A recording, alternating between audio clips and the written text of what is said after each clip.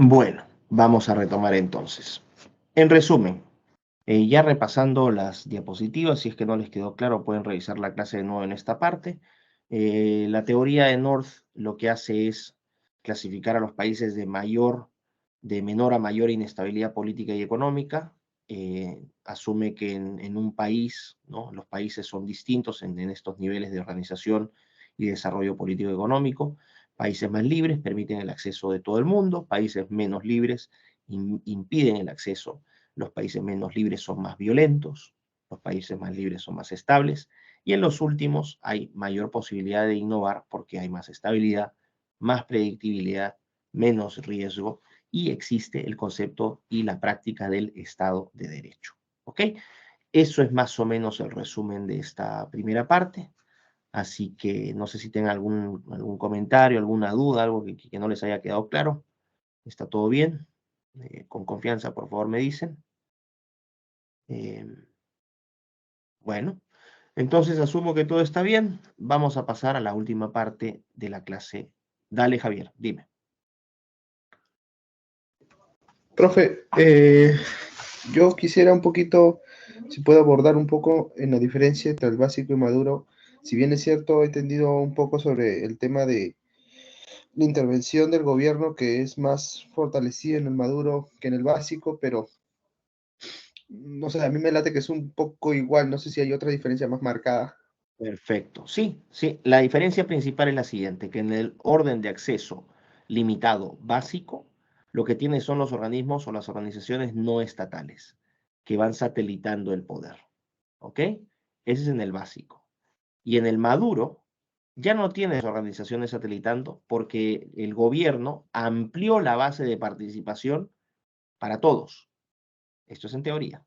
Entonces, ya no necesitas tener privilegiados, sino que ya hay menos privilegiados, es decir, la base de organizaciones que pueden interactuar con el Estado es mucho más amplia. ¿Por qué? Porque las instituciones, es decir, las reglas del juego, las leyes, los decretos, son más estables y más inclusivos, entonces permiten que más organizaciones participen. Esa es la principal diferencia. Y la otra es porque como ampliaste la base, ¿no? Entonces ya no tienes un grupito selecto de lobistas, sino que tienes un montón de organizaciones, lo que aumenta es el capital social. Entonces, en un orden de acceso limitado maduro, hay mayor capital social que en uno básico. Es decir, hay un mayor nivel de confianza entre las personas, entre las organizaciones y entre las personas, organizaciones y el gobierno. Eso no ocurre en el organismo, en el básico, porque es mucho más excluyente. ¿Quedó claro? Más o menos. Sí, un poco más claro. O sea, más allá de todo, las organizaciones, o bueno, el tema del básico maduro es, el- como usted dice, ¿no? Pongamos un ejemplo. Aquí contamos en el Perú con diferentes partidos políticos, no como en otros países Ujú, que cuentan con limitados, ¿no? ujú, Entonces, al tener esos partidos políticos, ellos se rigen a los partidarios que tienen. Si no ujú, hubiera partidarios, por decirlo así, un partido político se desvanece, ¿no? ujú, No habría en sí, por decirlo así, seguidores, etcétera, etcétera, ¿no? ujú, En ujú. cambio, en el básico podríamos decir que hay más marcados que en O otros. hay, o hay un solo partido, ¿no? Que impide que otros participen. Por ejemplo, Cuba. Cuba es un orden de acceso básico. ¿Por qué? Porque en Cuba domina el Partido Comunista Cubano y solamente los que tienen contactos personales con el Partido Comunista Cubano tienen acceso a las rentas, no la población en sí. Un país como el Perú, por ejemplo, no es Cuba. En el Perú, por más que los partidos políticos sean un mamarracho, que haya caudillismo y todo, tienes mayor participación, entonces tienes una oferta de partidos políticos. No, no hay uno solo que monopolice, hay un mayor nivel de desarrollo en ese sentido, hay una mayor eh, apertura a las diferentes personas de una sociedad. No sé si entiendes la diferencia en lo político.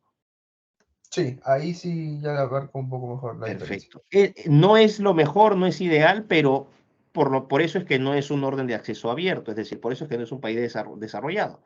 Tienes partidos, sí, varios que están compitiendo, perfecto. no tienes un poder centralizado que impida que otros participen. Pero de todas maneras sigue habiendo lobby dentro de esos partidos políticos, sigue habiendo contactos personales, o sea, pero no es el caso básico. Esa vendría, por eso es que van variando, son diferentes graduaciones, pero finalmente son afectados por lo mismo, siguen siendo inestables, siguen siendo corruptos, siguen siendo violentos, siguen siendo informales. ¿Ok?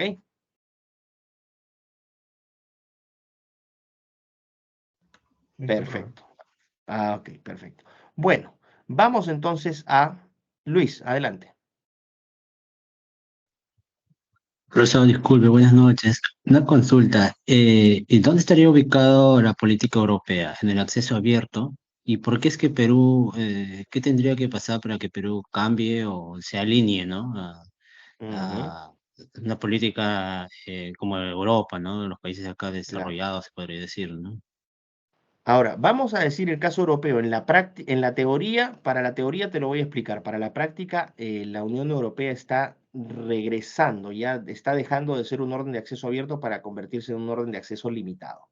¿Por qué? Porque la cúpula de la Unión Europea es un poder excluyente. Es un poder fuertemente excluyente, que está afectado por lobbies y un montón de cosas. Pero para no complicar las cosas por el momento, vamos a plantearnos en la teoría. ¿Por qué Europa sí, o los países europeos sí y el Perú no? Porque dentro de todo, por lo menos en teoría, tienen un sistema político que es más abierto. Es decir, en teoría, ¿no? La gente puede participar más libremente de los partidos políticos, de las elecciones, no hay fraude, no hay encuestas truchas, los medios de prensa son más imparciales, tienes una serie de elementos en teoría que te hacen, que te brindan mayor estabilidad política. Y en lo económico, son países en teoría que tienen leyes que protegen de la misma manera a todos los inversionistas, a todos los participantes de su economía. En un país como el Perú, si por ejemplo tienes un fallo judicial que es adverso y que te hacen pagar una multa, tú puedes ir con billete, le rompes la mano a un juez y te cambia el fallo. Es decir, no hay un Estado de Derecho. Entonces, en teoría, en los países desarrollados sí habría un Estado de Derecho. Esto es en teoría, no voy a entrar ahorita en los detalles porque sería muy, muy complicado, pero la Unión Europea, países como Estados Unidos, Canadá, Australia, que antes uno pensaba que eran desarrollados, están regresando. Hay una regresión hacia órdenes de acceso limitado, maduros.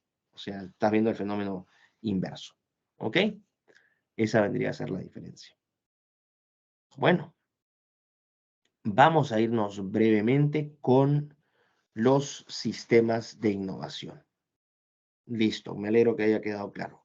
Dejamos entonces de lado lo político y lo económico y qué es lo que quiero que saquen de esto. Quiero que entiendan que no se puede entender ningún fenómeno de innovación si es que no incorpora un componente político y un componente económico. Sebastián, dale. Profesor, disculpe, lo que voy a comentar dista un poco de lo que es el curso. ¿Qué pasa de que hay un alumno que no le ha llegado lo que es la invitación al grupo ni está dentro de las clases? Ujú, Y me, ujú. es- y me ha escrito por Messenger. No sé si puede registrar su nombre, si está matriculado, por favor. Perfecto, gracias por avisarme. O sea, yo estoy registrando a los que a mí me pasaron de coordinación académica. Pero de todas maneras, pásame su. Déjame ver, perdón, déjame encontrar un lapicero. Aquí estamos. Listo. ¿Cuál es el nombre del alumno? Renzo Reyardo Russo. Renzo Reyardo. ¿Tiene su correo?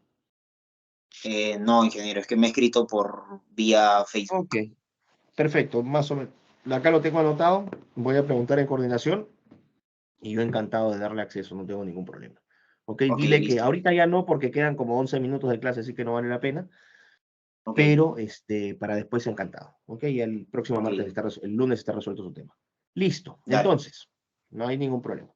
Entonces, vean esto, ¿no? En esta primera parte lo que quiero que les quede claro es que lo político y lo económico son claves para la innovación. Y aquí van a entender por qué cuando escuchamos a ministros del país, ¿no? De producción, de economía, decir sí, que el Perú es un país que va, en 5 años vamos a ser muy desarrollados y vamos a tener una infraestructura de innovación. Estos cambios no son cambios que toman 4 o 5 años, son cambios que toman décadas y requieren del compromiso no de un gobierno, sino de varios gobiernos. Tú puedes tener gobiernos de izquierda o de derecha o de lo que sea, pero lo que tendría que haber es una continuidad en las políticas para que esos cambios puedan darse. El problema del Perú es que entra un gobierno, lo tratan de hacer leña, la oposición lo trata de hacer leña, sale ese gobierno magullado, entra otro, lo hacen leña, todo lo que habían hecho los anteriores lo deshacen, entonces se pasan 2, 3 años haciendo, ¿no? haciendo juicios, destruyendo políticamente al rival, copando los medios de prensa, al final es un desastre. Entonces no hay continuidad. Por eso es que lo dicho, lo hecho, hay un largo trecho. Cuando yo escucho a todos los funcionarios públicos del país hablar sobre estas promesas de innovación, es claramente gente que no tiene ni la competencia, ni las capacidades, ni la formación, ni la experiencia de lo que significaría lograr un cambio tan grande. Hay una ignorancia profunda, ¿no? Dicen, vamos a copiar el sistema coreano, ¿no? O miren a Singapur, el Perú tiene que copiar a Singapur. No, el Perú no tiene que copiar a Singapur, porque tampoco vendría a ser una cuestión política y económica. Aquí entraríamos a lo cultural. La ética del trabajo de un singapurense es muy distinta a la de un peruano. Allá, por ejemplo, ¿no? La gente tiene códigos de conducta distintos. Ahí no te trafean, ahí si se te perdió la billetera, no es que te la roban, sino que la encuentran en un sitio y te la devuelven, o la devuelven a la comisaría. Tienen hábitos de trabajo más desarrollados, respetan a sus ancianos, respetan a sus niños, ¿no? El concepto de delincuencia casi no existe. Si cometes un delito, te meten preso, te pueden matar. Si traficas drogas en Singapur, te matan, ¿no? Pena de muerte. Si es que mascas chicle en la calle, te cae multa. O sea, no es solamente una cuestión política y económica, sino también fuertemente cultural. Tiene que ver con una ética de trabajo, con un compromiso con el desarrollo de tu país. En el Perú, lamentablemente, eso es muy poco desarrollado, casi inexistente. La gente que entra a la política, ¿no? Es gente que entra a hacerse rica en 5 años en su gran mayoría. Y las personas critican a los políticos y dicen, mira, estos políticos son una basura, pero les garantizo que esos que critican entran al poder y harían exactamente lo mismo. El Estado no es visto como un aparato para lograr el desarrollo del país, sino como un botín, ¿no? En el cual hay un determinado tiempo, es como esas máquinas donde uno se mete y empiezan a volar billetes y uno trata de agarrar la mayor cantidad de billetes. Así funciona el Estado en el Perú, lamentablemente para las mayorías. Pero no solamente es culpa de la clase política, sino también de la población. Y la población no solamente que los vota, sino que la población no está muy lejos de hacer exactamente lo mismo que hacen esos políticos. Hay una falta de ética terrible, falta de educación formal, hay una falta de compromiso ciudadano, hay una falta de civismo. El Perú, el problema del Perú no solamente es político y económico, sino principalmente cultural y idiosincrático.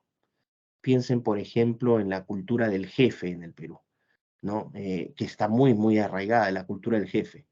Tú entras a una empresa y en el Perú sigue mandando el jefe. Si tú no le caes bien al jefe, el jefe te puede sacar. Si tú eres muy, vamos a decir, muy brillante, ¿no? Y lo estás opacando el jefe te va a ver como una amenaza y te va a votar. Si tú llegas con ideas muy originales, lo que va a hacer el jefe es copiárselas y hacerlas pasar como propias, porque en el Perú el robo de mérito ajeno es terrible. Si tú tienes éxito en la vida en el Perú, mucha gente te va a tener envidia y te van a tratar de tomar de las patas y tirarte para el suelo. Que alguien me diga que estoy mintiendo, que estoy diciendo cosas que no son. ¿Es malo generalizar? Sí, no es que sea malo, pero a veces uno puede cometer errores. Pero en el caso del Perú y otros, no solamente es el caso peruano, en Latinoamérica en general, esa es la cultura dominante. Entonces, ¿qué ocurre en el Perú? La gente tiene miedo de perder su trabajo, no hay oferta laboral, los mercados de trabajo están muy, muy contraídos, muy poca gente que trabaja en el sector formal. Entonces, si uno tiene un trabajo formal, lo va a cuidar hasta el final. Lo que menos va a querer es contrariar al jefe. Entonces, por eso es que la gente no habla, entiende que la prudencia, el silencio es quizás la mejor estrategia, aún si tiene muchas ideas. También existe lamentablemente la cultura de la franela, de la sobonería, y es una estrategia de supervivencia, es una forma de sumisión, ¿no? Para pasar tranquilos y no perder el trabajo. Estos besamanos son terribles, ¿no? Cuando pasa el jefecito y todo el mundo sobándole las patas al jefecito, es triste verlo, pero hay una lógica detrás de eso, la gente no quiere perder su trabajo. También hay otro tema cultural en el Perú, producto de la situación económica que hemos vivido, producto también de la historia. Aquí la historia informa mucho, ¿no? La época de Sendero Luminoso, recientemente, que afectó a sus padres. Sus padres no son dados, les garantizo que sus padres, o puedo apostar que sus padres no son de estar tirando el dinero, no son botarates, andan siempre viendo cómo ahorrar, apaguen la luz, no hay que gastar tanto en la comida, hay que hacer los presupuestos. ¿Por qué? Porque tuvieron mucha necesidad. La década de los 80 y 90 fueron décadas difíciles en lo político, las del 70 también. Mucha gente acostumbrada a la pobreza, a la violencia, a la inseguridad. Entonces, más vale plata en mano que estarla rifando. Por eso es que no hay una cultura de innovación, porque nadie va a arriesgar su dinero por una posibilidad. Muy poca gente lo hace. Porque perder ese dinero, la gente sabe cuánto cuesta ganarlo. Y el peruano tiene una obsesión con el dinero. Desde el momento en que se levanta hasta el momento en que duerme, la inmensa mayoría de peruanos piensa cómo generar dinero. Para ni siquiera tiempos de ocio, sino para garantizarle la educación, la salud, la alimentación a su familia. Entonces, en un entorno dominado por este tipo de mentalidades, es muy difícil innovar. Es muy difícil innovar porque el peruano tiene aversión al riesgo, el peruano tiene temor, ¿no? Por la inestabilidad política. Hay una cultura muy vertical, muy vertical y centralizada de autoridad. Se mata la creatividad. Todos estos elementos matan la creatividad, la destruyen. Entonces, van a entender que no es solamente una cuestión política y económica, sino también cultural. Eso es lo que, por ejemplo, no pasa en Singapur y que sí pasa en el Perú. Tú puedes traer un manual y decir, bueno, esto fue lo que aplicó Singapur en cuanto a política económica para convertirse en potencia en 30 años. Traten de hacerlo en el país y va a fracasar, porque no está la mentalidad. Entonces, la próxima vez que escuchen estos charlatanes que dicen la innovación y que esto que el otro, están hablando simplemente desde el modelito de pegar papelitos de colores en las paredes. No sirve para nada. O hablar con anglicismos, ¿no? Mucho cuidado con esos que hablan con muchas palabras rebuscadas en inglés, el benchmarking, el B2B, el C2C, el lift out y todos estos conceptos. Mientras más anglicismos usan, más vendedores de humo son. Eso también hay que tenerlo en consideración. Hay palabras ciertamente que no existen en español o que uno puede dar algún tipo de ilustración con el concepto en inglés, pero si ustedes se van a la empresa privada en el Perú, en la mayoría de ellas el uso de anglicismos es insoportable. Todo el mundo cree que hablando así va a ser más innovador y no es el caso. Así que eso. Bueno, miren, entre pitos y flautas vamos a dejar sistemas de innovación para la siguiente clase. No sé si tengan algún tipo de comentario que quieran hacer para cerrar. Algo que no haya quedado claro. Me avisan ahora y si no, callan para siempre. Muy bien. Bueno, veo que están más o menos bien. Cualquier cosa, entonces tienen las diapositivas, tienen las clases grabadas. Voy a ver el caso del estudiante, del compañero, ¿no? Para ver cómo lo incorporamos. Y bueno, desearles una buena semana. ¿Ok? Cuídense mucho, que les vaya muy bien y nos vemos el próximo lunes. Un fuerte abrazo. Hasta luego, profesor, gracias. Hola, profesor, gracias. Hasta luego, Cuídense, profesor. muchachos.